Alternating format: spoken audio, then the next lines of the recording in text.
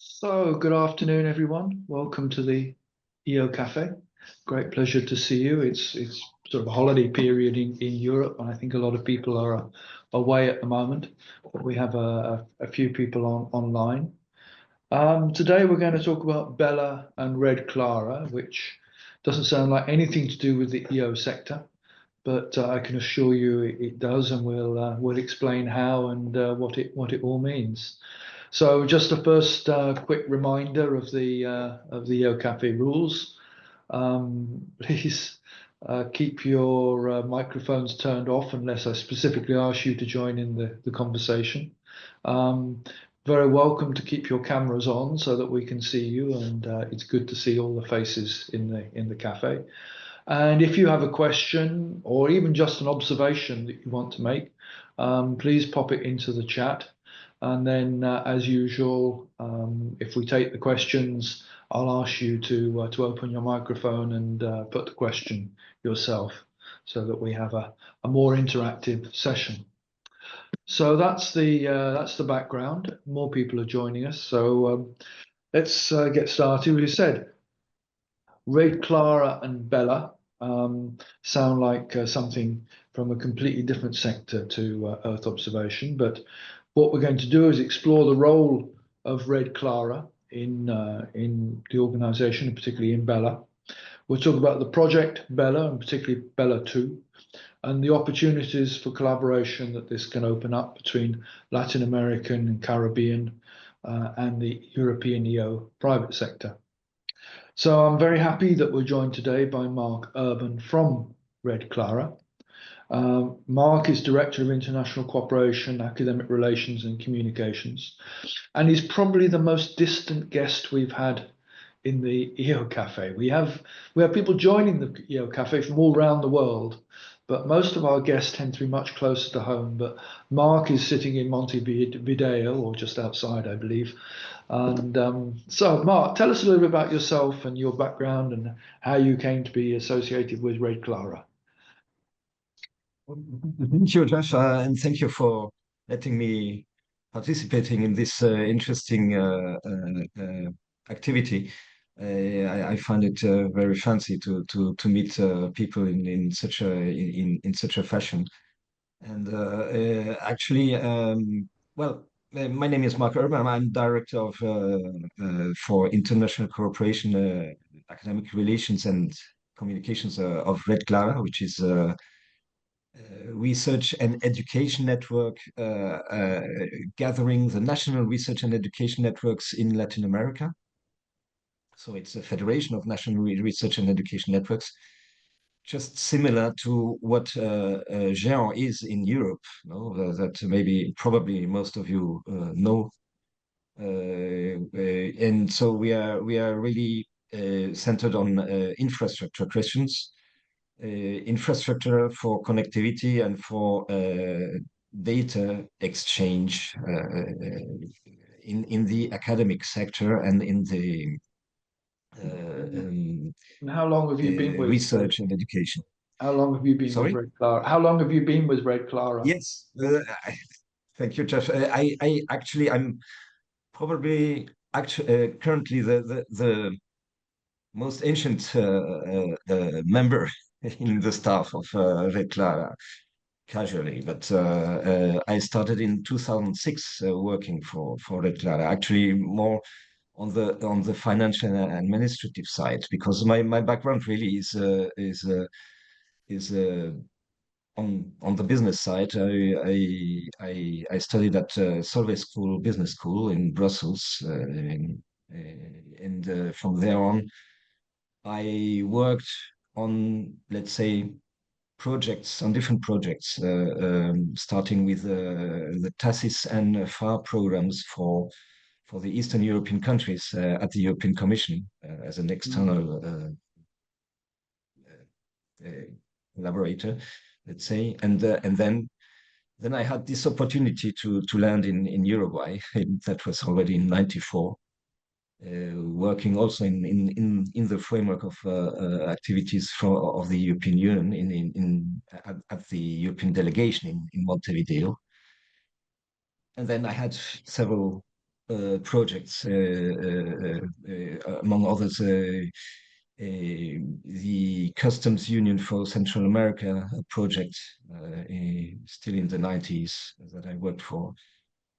And then finally, and also for the European Environment Agency in Copenhagen, as a budget officer for the agency.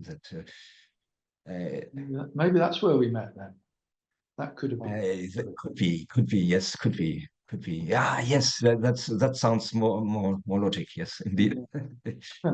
So you're well placed to bridge between Latin America and Europe with your sort of dual various experience background there. Absolutely, I think so. I'm Okay. European actually. As origin, I'm German. My nationality is German, but but I'm half Uruguayan now because I've anchored my roots in some way also down here. Yeah, Indeed, I can understand that. Okay.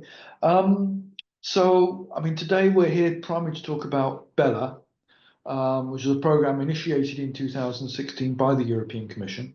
And it aims to improve digital connections between Europe and Latin America and now the Caribbean as well. Bella is being implemented by RedCLARA and GÉANT in a collaborative way, and it's co-financed by the EU through originally DG-CONNECT and DEFIS, and now more with INPA, I believe. As I say, it began in 2016, looking at meeting long-term interconnectivity needs between the research and education communities in Europe and Latin America.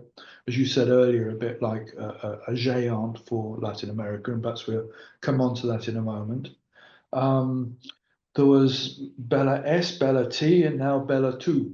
So a lot of Bellas around, which aim also to benefit Copernicus and foster EU Latin America EO links. Phase 1 of Bella completed in 2022, laying an undersea cable and building the land infrastructure between the national networks in Latin America.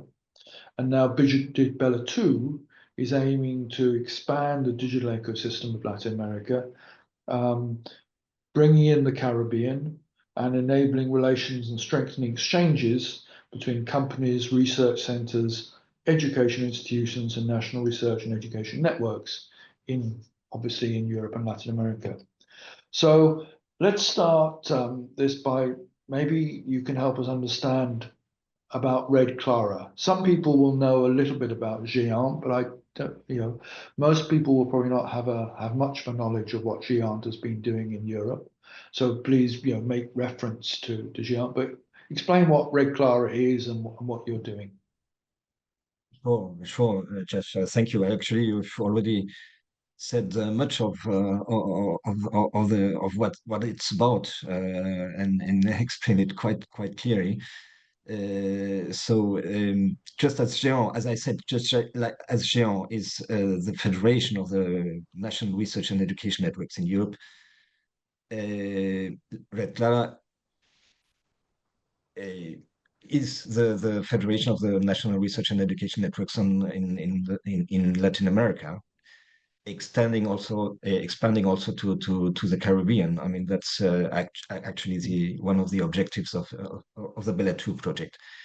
And as such, since I'm precisely one of the most ancient senior, let's say, members of the staff of RedCLARA, I know a bit of its history, and actually RedCLARA in the start was really centered on infrastructure matters, and really aiming at connecting universities in the continent and research scientific research centers on the continent in order to have a potent infrastructure and an infrastructure with a certain potential to exchange in order to exchange data within the continent and with the counterparts, and in particular Géant. I mean, from the start, including RedCLARA benefited already from a support from the European Union quite strongly already at the very start, and as such, also the collaboration with Géant has always been very tight. Let's say, that's also a fact that I want to mention because it has been very important in RedCLARA's history. And it still is. Géant has always been a kind of a counterpart in the projects that we have implemented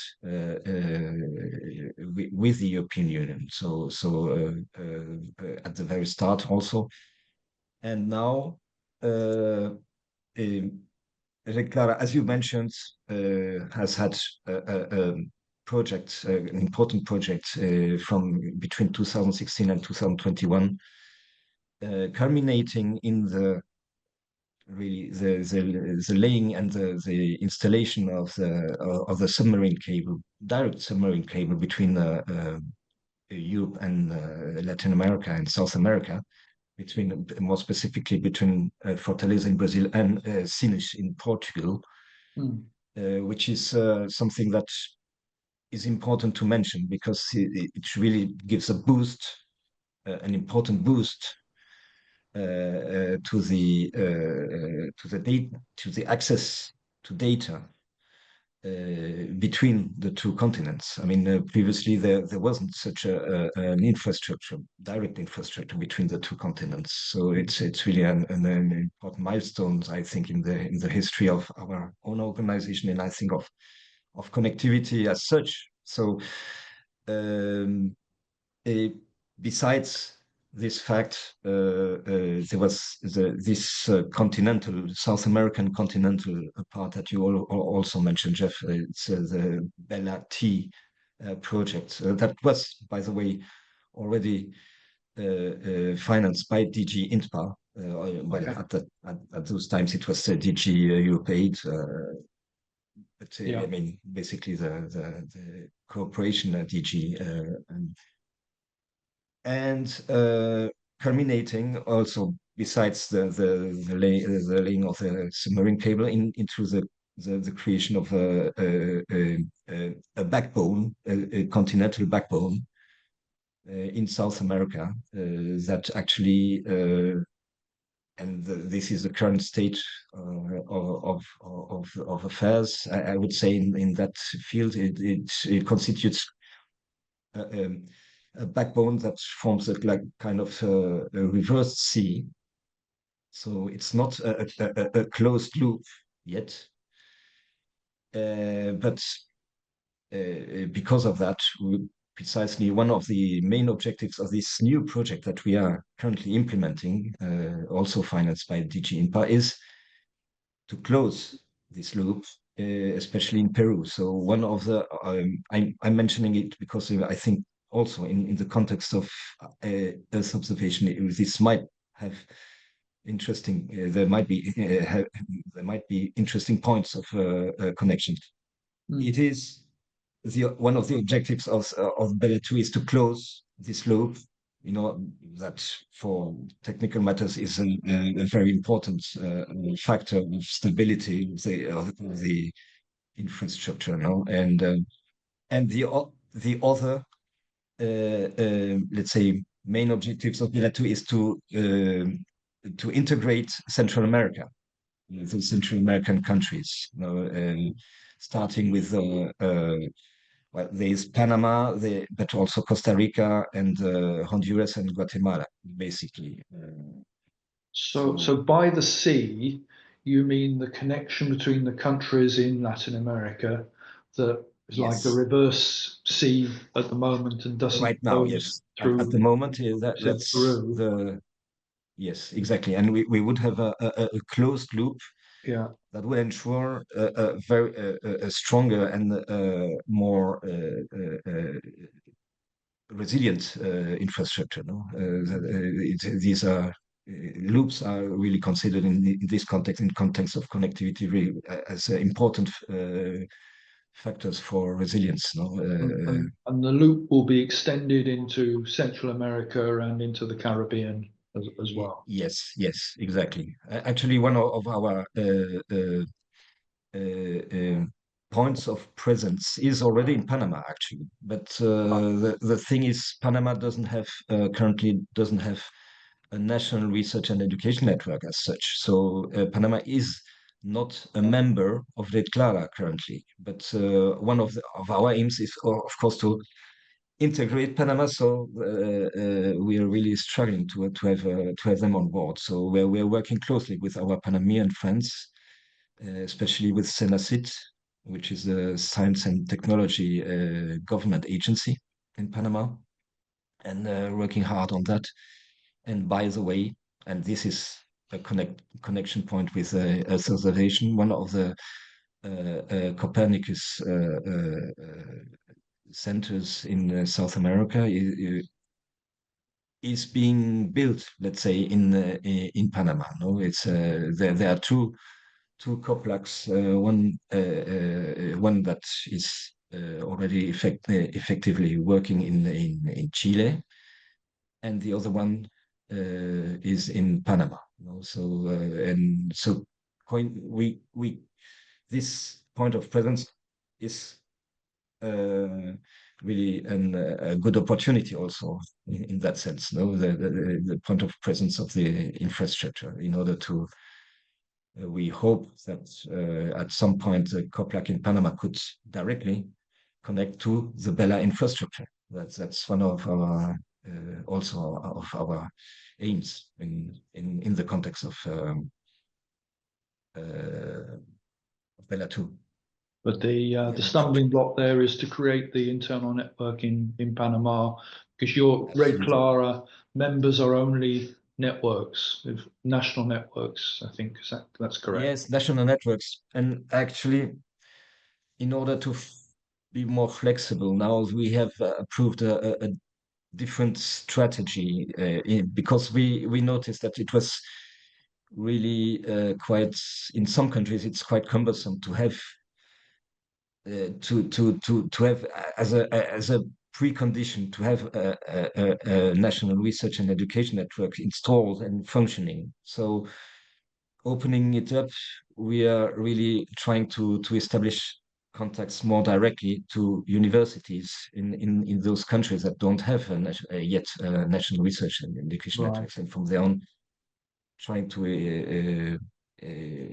integrate them in some way, and of course aiming at having a national research and education in each country, but probably it's a more pragmatic strategy to obtain that. Okay, so we've mentioned Panama and in passing Chile and the infrastructures that are being built there. Right. Tell us a bit more about links to the EO community and how what organisation there is around the EO community in Latin America and where RedCLARA is active. And globally, by the way, because we started introducing RedCLARA in that, let's say, ecosystem by joining GEO, so the Group on Earth Observation, the global GEO in 2019. So we participated at the GEO annual meeting in Canberra. That was our how we were introduced into GEO. And coincidentally, we participated also at the AmerGeo annual meeting in that was in Peru, in Lima, in Peru, and that's also one thing that's why I think Peru is of particular interest in the connection with Earth observation, because we built precisely in Peru a kind of relationship with CONIDA, which is the Peruvian space agency. We have been approaching them quite consistently during those years, and they're they are good. They represent a good partner for our, let's say, commitment to bring the infrastructure to benefit to the subservation community and ecosystem as such. Now, in Latin America, of course, and in Peru in particular.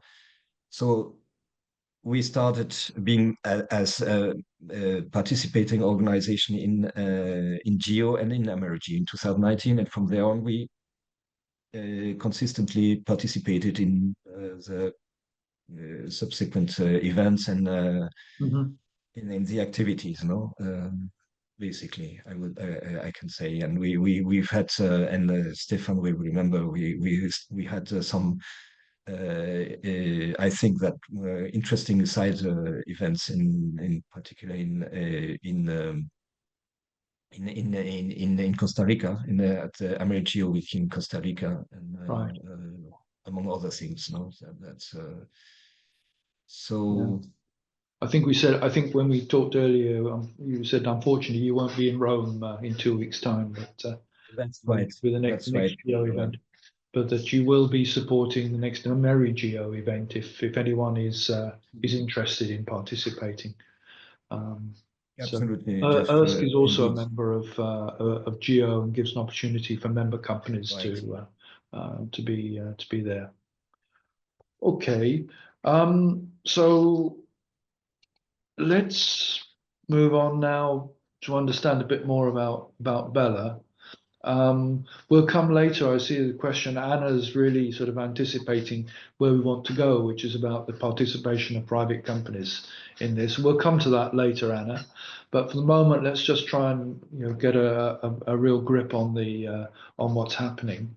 So Bella is the EU project. We've talked about different parts of it: Bella S, Bella T, Bella 2, but only in very general terms. So maybe you can tell us a bit more about Bella, what it has achieved and what it aims to achieve in the next year or so. Right. Going back a bit in terms of history of RedCLARA and of the organization as such, as I mentioned, the organization at its start and at the beginning was really centered on infrastructure matters, of course, and on connectivity. So it was really kind of club of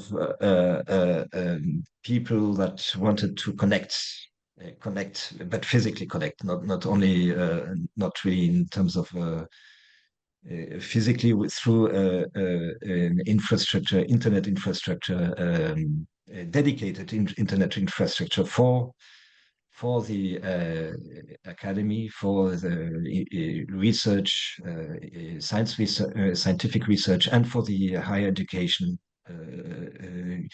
So, but there has been an important shift in really in the let's say the purpose of the organization. I think I mean in the thinking of about the purpose of the organization in 2000. Well, starting with the Bella One project, where that was really as such also centered on infrastructure matters, on connectivity, as we mentioned, creating this direct link with Europe and this backbone. But the thing is, things have changed a lot have evolved in the internet world and in the world also of the research and education networks as such globally, including Géant and Internet 2 in the United States and other research and education networks around the world, that there is this global infrastructure that is, I would say, kind of a living structure. But we really, the purpose of all this is to create a kind of public infrastructure that would benefit the whole the society as such in terms of access. Leveraging really the access to data, the access to science data, of course, but to data such, and also leveraging the access to data processing instruments like HPC, for instance, or to data storage infrastructures. You know, that's one thing, and from there on to leverage really access to knowledge for the whole academic community and the research community. So in that sense, the philosophy slightly changed in Bella 2 is really reflecting this change in its inception. It's Bella 2 intends really to increase. I mean, besides the strengthening of the infrastructure that I already mentioned, that is still part of the main objectives of the project. It intends also to increase the impact of this infrastructure, and in that sense, we've had already in the first 2 years of implementation of Bella 2. We've had different instances where we had dialogues with stakeholders from different horizons. No, not only academic, not strictly academic, and not strictly, especially strictly technical on technical matters, but really opening up to well, for instance, to the Earth observation ecosystem. No, that's was one of the really of the most important ecosystems that we are trying to open up to.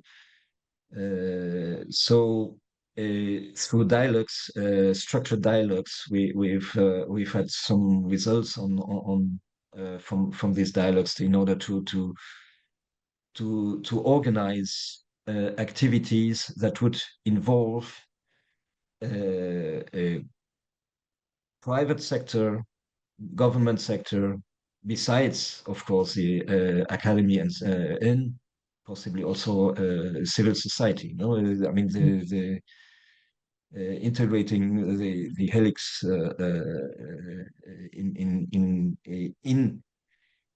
in the benefits of the infrastructure. No, that's really the thread. I would say the main the baseline of Bella 2. Mentioning now more in connection with Earth observation, we've had RedCLARA is a Copernicus Academy. You know, that's one of the leads, I would say, that would be of interest, and has developed activities in the last 2 years in different countries in order to establish, including national at national level, antennas of the Copernicus Academy in order to promote really what Copernicus is about, which is to open up to this immense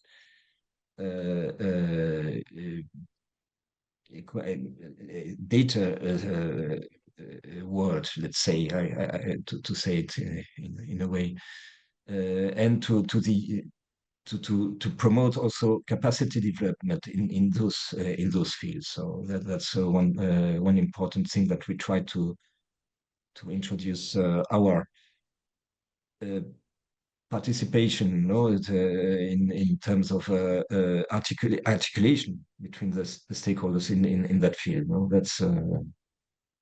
So what does that mean in practice? I mean, your members of the research and education networks.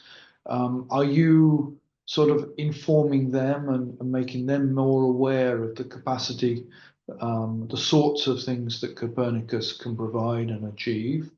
Or do you have links to other parts of the regional governments where you can Exactly. talk directly to ministries or maybe agencies in countries dealing with environmental protection or other societal policy issues? Precisely, Jeff. Actually, both. I Oh, mean, when in those countries where we do have a research and member research and national research and education network, that we we established I mean we established a work practice around Copernicus academic is always in connection with the national research and education networks, no? In close connection and in close let's say alliance with them. But basically, the idea is really to open this academy to the whole interested stakeholders in that field, and among others with government agencies effectively. That's why I mentioned CONIDA in Peru, where we don't have a research education network. But the fact that CONIDA was interested is to us a really relevant ele element to increase the connection to the Peruvian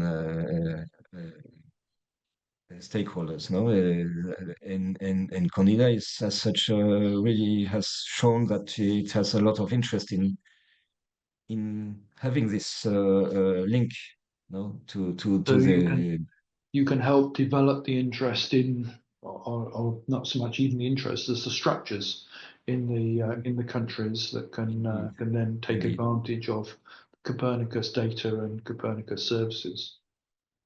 Yes, Okay. and we can mention that in other countries also. What we've done. Uruguay was really the first antenna that we created together with the Uruguayan International Cooperation Agency, actually AUCI, which is, by the way, one of the main contact points for the Horizon programs in Latin America, in the whole region. So that was also an interesting anchor point for our academy.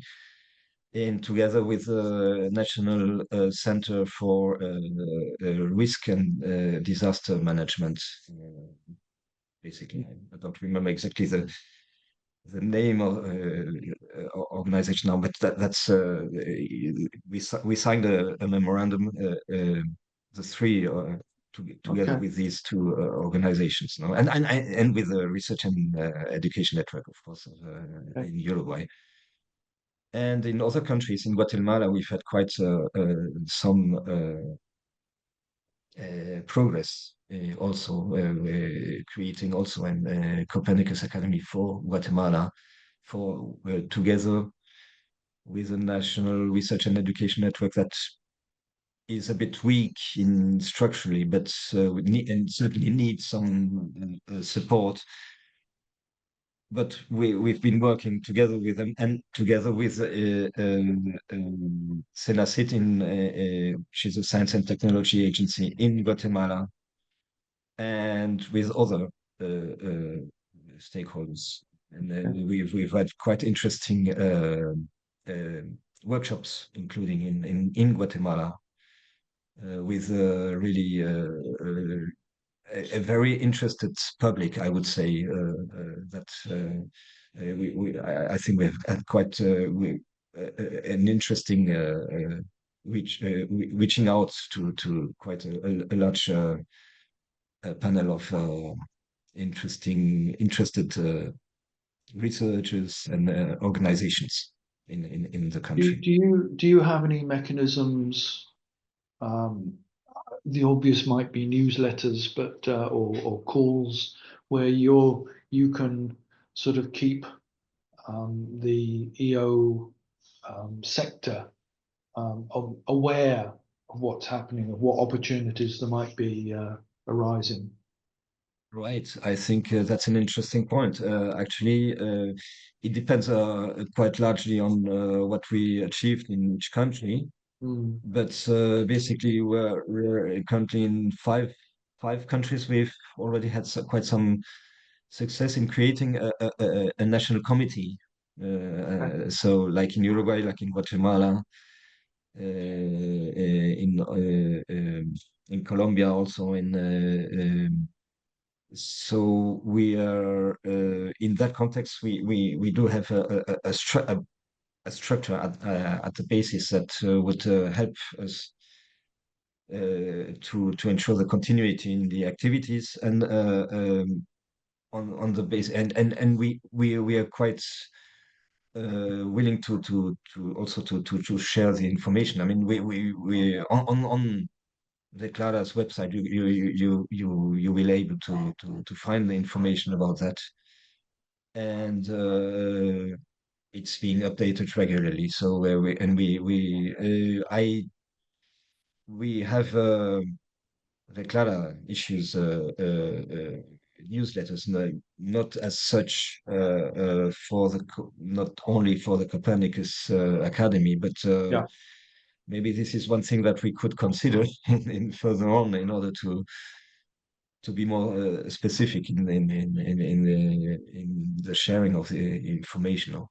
Probably that could be a good idea to explore it. Yeah, I mean, I know you have a number of sort of news items on your website, so I mean that's also a good channel. Do you don't disperse resources? I don't believe it for, or are the means to develop projects with you? What should companies be looking out for? Yes, I think there are different. I think there are different, let's say, threads of opportunity that we could explore. One thing is the infrastructure as such that is opening up to participants from the private sector. You know, that Mhm. we are within in the scope of Bella 2, we are trying to incentivize. Well, first of all, innovation is one important let's say objective of Bella 2 as such. So we're trying um, to let's say to explore possibilities of having projects, definite projects that would integrate that would integrate stakeholders from the private sector with the academy. Mhm. Uh, for instance, to get in connection with a certain ideas emerging from the activities. For instance, we've had these activities in the framework of the Copernicus Academy also for having ideathons and hackathons that gathered groups of researchers and that led to certain more specific and concrete ideas for possible products Right. uh, involving Earth observation tools. And we last year we've had an interesting event called that we called Innova Invest that really tried to promote these more elaborated ideas in connection with possible interested stakeholders coming from the financial institutions like IATB and CAF Mm. and other organizations that would be interested in financing these ideas to in order to have interesting products in this sense. No, You would that's one of you know, you would certainly have a role there in trying to help bring partners together in projects and Exactly. to develop new resources that way. Exactly, and that was it's part of the as I said, of the objectives of Bella 2 as such Pillar of two, this yeah. project, not really to open up and to articulate, with different stakeholders, and in other areas that are maybe more IT related, but that could be of interest in the context of Earth observation. Also, we've developed projects in working with blockchain, for instance, and with in questions of cybersecurity, different matters that are more IT related, as I said, but are very important in order to ensure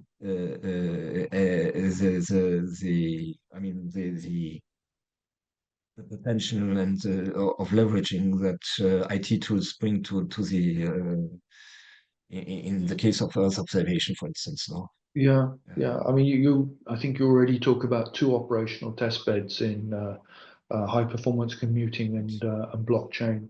Are there others foreseen? Are there other test beds foreseen that Uh, could be relevant or of interest?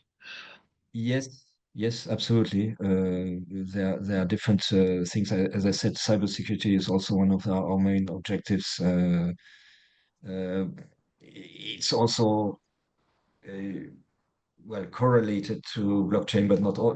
Blockchain is Hmm. only one aspect for cybersecurity, but we are working with like 4 projects in that is based in Dominican Republic, financed by the EU, also that is trying to promote and develop actions in cybersecurity in the Yeah. region. That there's a strong demand in this context. No, I mean in the whole world, but Latin America is being quite affected by also different Hmm. problems in terms of cybersecurity. So Everything's connected. yeah. Let HPC. Sorry, Jeff. Just to mention also the HPC structure that we are working together quite closely with an organization called LAC, which is an organization that a bit in the same sense as we do federate the national research and education directorates. They try to federate the HPC capacities in the region, Okay. the high performance computers, and this is really something that is of interest for us observation, Yeah. for the really the potential of using certain tools and so on that need high performance computing capacities. No? Hmm. That's also one point I wanted to mention. Okay. Let's see if other people want to join in. Jürgen is asking a question about connections. Jürgen, I'm not sure I really understand your question. Perhaps you could explain it a bit further. Yeah, I just wanted to know a little bit about your connection. I'm wondering about because the fundings, I think, from you about 13 million euros, and I was surprised a little bit that normally from the US there's the main part for Mercosur, for the connection between Mercosur, and I'm finding here only from Mercosur there's no country within. So I don't understand how it is connected in that way, because you're doing a connection from Peru to the Guatemala countries, and I don't see any other Latin America connection to. How is it embedded? Yes, sure. No, but actually, Bella 2 represents a continuation as such of the Bella 1 project, which has already constructed an infrastructure that is already Okay. existing. So that's what Okay. I mentioned. There's this reverse sea backbone, really, that connects Ecuador. I'm talking about the main points of presence, no, the Uh-huh. hubs of this infrastructure, which is starting from Ecuador to Panama, and then to Brazil, in connection with the submarine cable to Europe, Yeah. and then down to Buenos Aires, and then Okay. until up to Santiago de Chile. You know, that's really the configuration of this backbone, and from there on, we of course we connect with the research and education networks in those countries, except Panama. But so that's why it's already working. The infrastructure in those countries. No, it's we're still missing some.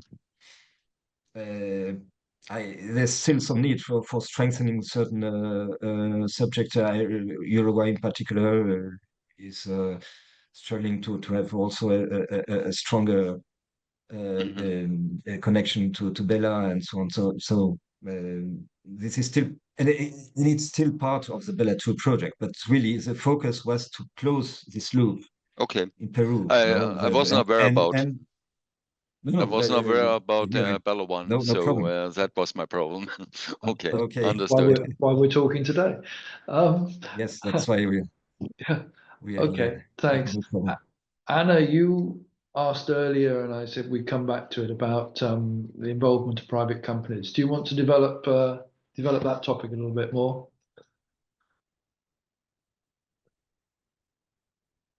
Anna? Which one? Yes. Is Anna still with us? Yeah. Okay. So I think we've talked a bit about how to get involved. I mean, I think and in many ways it's a network opportunity, and it's about putting together the different elements. But I see a raised hand, but not. It's me. Whose hand is? It's me, Stefan Orovich. Stefan, okay. On my screen, I'm seeing a raised hand, but not. Now I can see you with a raised hand, but okay, I see a raised hand elsewhere on my screen with no name. Stefan. Because of old age, I've accumulated quite a collection of hats. So I'll make a few statements wearing different hats. The first one, I think, Mark, is way too modest, because I can testify as supervisor of the EU Space Support Office, formerly known as the Copernicus Support Office, of the incredible work that RedCLARA has been doing for the promotion and the user uptake of Copernicus in the entire continent. They basically fell in love with Copernicus. Your two ladies, Laura and Tanya, fell in love with Copernicus. And in fact, the challenge for the EU Space Support Office has been to be able to follow up and to provide them with the support for the many activities that they're developing. But really an incredible amount of work and very relevant. And I think this initiative of creating National Copernicus Committee or Copernicus Forum or Copernicus, whatever we call them, they're still called Academy because that's a brand, although now they should be ambassadors formally, but that doesn't really, it's just a matter of branding. And in fact, I take this opportunity, I dropped in the chat, there's an ongoing hackathon organized in Guatemala around the possibilities to use Copernicus data for sustainable management of a river basin, of the major river in the country. Just to tell you the awesome things they do. The inauguration of the Guatemala National Committee, well, we had as a guest of honor the Vice President of the Republic, who's ever since following and is planning to come to Panama for the annual event of the community event of the Copernicus LAC Center. So they're able, RedCLARA, sometimes with the support of their local research and innovation network, sometimes directly, to mobilize all kinds of resources. And as Mark said, financial institutions, companies, government agencies, NGOs, etc. It's really awesome. Second point, as someone heavily involved in the Copernicus LAC Panama Center, the big issue of Copernicus outside of Europe, even in Europe, is not data access anymore, thanks to CDSE. It's open, it's free, it's there. The problem is over a certain limit of processing power or storage, you need to pay European prices, which most countries in the region cannot pay. And I think we really should look into the possibility, which we started discussing at some point, of using a little piece of the HPC processing power and storage, using the networkings to basically put, at least for public organizations and research, but also operational services, we should explore that. And as a board member of ERSC, I really think the association owes you the ERSC Medal of Honor, you as an organization, and you as a person together with your colleagues, because again, what you've done, because when you push Copernicus, well, you push the industry who distributes the products, the everything, but you also create indirect downstream industry, downstream opportunities. And that's very important. By the way, the hackathon, I think the closing ceremony is on the 26th of May, and they're looking for an expert, not a bullshit specialist like me, a real expert in Earth observation, to make a short presentation, preferably in Spanish, Ines, preferably in Spanish, on how can you use Copernicus for sustainable management of a river basin. So if you know someone, if someone is available, this is a call to the industry members that are present. But I think it's a good opportunity, and it's for good. It's really students, it's local organization, indigenous organizations. They're really doing a grassroots work that I personally really admire. That's all on my side. So if there are volunteers, please contact me, and I'll put you in contact with the organizers back in Guatemala. Sorry for the long thing, but not at all, Stefan. Thanks. Good intervention.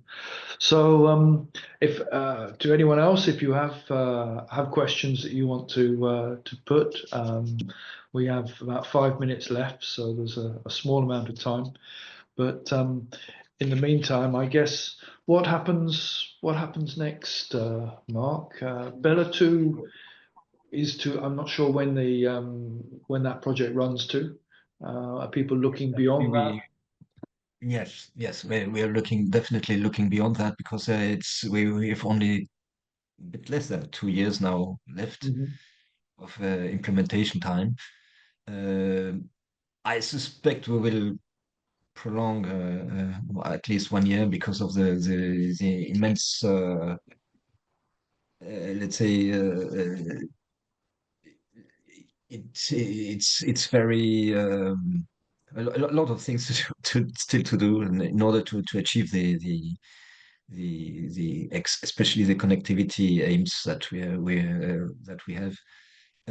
But we still have 2 years.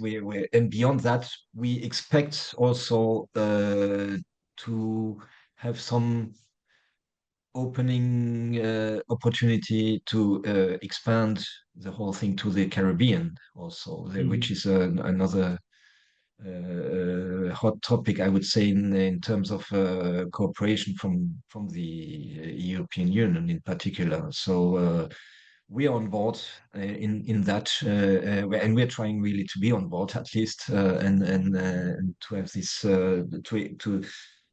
to see beyond South and Latin America, and integrating the Caribbean, that has a lot of needs in terms of connectivity in particular. No? And there's a lot of demand in terms of Earth observation, precisely, and that we have worked quite a lot in together with different stakeholders in Dominican Republic, and we've noticed that there's a strong demand as you probably know, in terms of disaster management and risk management in particular, and also it's really there's a big demand there. So that's one of the aspects beyond Bella 2. But besides that, I wanted to mention also that might be of interest for you. Is that and you already mentioned that in the beginning, that we are participating in the organization of the Amerigeo Week this year, quite closely with the Amerigeo Secretariat and with Colombian counterparts because it will take place in Bogota in August. So this might represent an opportunity also for ERSC. I suspect to be introduced in the Latin American Earth observation ecosystem, no, as such. So that's why I had a first talk with also one of the points that I had a talk about with Emmanuel, with your we passed with through the Emmanuel recently. Yeah. recently, and so we're really open to explore any possibility to do something on this occasion, no? On that occasion. It seems to be a good timing as well, a good opportunity. There's with so many other things going on at the moment. That may be an opportunity to step in and be able to. And this is, by the way, in particular of particular interest to us as RedCLARA as such, because one of the Bella II co-objectives or main objectives is really to install this culture of collaboration between European and Right. Latin American partners. No? Right. That's really within in the context of the Digital Alliance, by the way, no, which has started in 23. So we are really looking forward to collaborating, no, with European to installing partnerships between the two sides. Yeah. Okay. That seems to be a good note to finish on. If no one else has popped any questions into the chat, so I assume everyone is satisfied with what they've heard, with what they've got.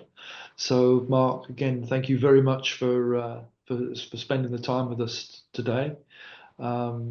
It's been, I think, there's a very good opportunity here for companies and for people to pick up on. I'm sure that we'll take it further. Stefan, is your hand still up, or is No, I raised it again. I forgot in the did you know section in the anecdotes from the old guy again. Did you know that Copernicus contributed to the funding of Bella II to the magnitude of, I think, 2 or 3, I don't remember, million euros. This was an idea of then director Philippe Brunet. And both it was to have a better way of getting the information of Copernicus to South America with lower latency. And at the time, he also had this vision that we could build an additional receiving station, but the center was in Antarctica, and that this cable would be used to bring back the data to the processing the ground segment in Europe. So there's the Bella II, Copernicus, and Earth observation link was really in the DNA, at least of the funding side of the project. I find that amusing. Okay. So if anyone wants to pick up on any of the aspects that we've talked about, you can always contact Tanya, who will be happy to make the links. In terms of the EOcafe, we will not be here in 2 weeks' time, unfortunately, or fortunately, I don't know, whichever way you like to look at it. It is the Geo Week, and we shall be active down there. And there doesn't seem to be an opportunity to put an EOcafe on, unfortunately, partly due to the timing. So we'll be back in 4 weeks' time, the 22nd of May, and watch out for the announcements of the topic that we'll take on that occasion. Thank you all again very much, and thank you, Mark, for your time and Thank you for enthusiastic participation. allowing me this space. Great.